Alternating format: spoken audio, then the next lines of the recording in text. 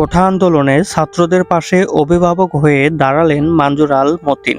কে এই মঞ্জুর আল মতিন? চলুন জেনে নেওয়া যাক। কেউ গুছিয়ে কথা বলতে পারলে তিনি সবার নজর কেড়ে নেন।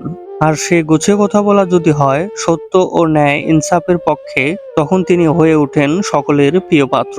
ছবির হাস্যোজ্জ্বল এই মানুষটিকে আমি এতদিন চিনতাম একজন টক শো সঞ্চালক এবং সাংবাদিক উপস্থাপক হিসেবে। চ্যানেল 24-এ টক শোর অনুষ্ঠান সঞ্চালক হিসেবে কাজ করেন।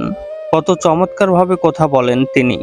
ভয়েস যেমন পরিষ্কার, বাচনভঙ্গি যেমন শুদ্ধ ও সাবলীল, কণ্ঠ তেমনই ভারী মিষ্টি। মুগ্ধ হয়ে দেখতাম তার টক শো। অথচ গতকাল জানলাম সাংবাদিকের বাইরে তার আরো একটি পরিচয় রয়েছে। সুপ্রিম কোর্টের আইনজীবী তিনি। বর্তমানে কোর্টে তিনি লড়ছেন ছাত্র ভাইদের পক্ষে, দেশ রক্ষার্থে, মানবতার পক্ষে। গতকাল সুপ্রিম কোর্টে রিট শেষে আইনজীবীদের ব্রিফিং চলাকালে তার 2-3 মিনিটের বক্তব্য এখন সকলের টাইমলাইন জুড়ে। সকলের শ্রদ্ধা এবং ভালোবাসার মানুষ পরিণত হয়েছে মাত্র একটি বক্তব্যতেই। তিনি ক্যামেরার সামনে লাউডলি বলেছেন, আমাদের সন্তানদের বুকে যখন গুলি চলে তখন আমরা কেউ ঘরে বসে থাকতে পারি না। তাই একজন আইনজীবী হিসেবে আমরা ছুটে এসেছি কোর্টে। সত্য উচ্চারণ এমনই পাওয়ার, যে পাওয়ারের কাছে পৃথিবীর বাকি সবকিছু মাথা নেওয়াতে বাধ্য।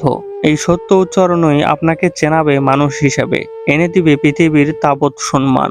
যে মানুষ দিনের বেলা ন্যায়ের পক্ষে লড়েছেন সুপ্রিম কোর্টে, সে মানুষ ঠিক আবার রাতের বেলা ফিরে যান টেলিভিশন স্টুডিওতে জনগণের হয়ে কথা বলতে। ছবিতে মঞ্জুর আল মতিনের সঙ্গে যাকে দেখছেন তিনি তার সহধর্মিণী মঞ্জুর আল প্রীথম। আপনাকে অভিবাদন, আপনি আমাদের প্রজন্মের হিরো।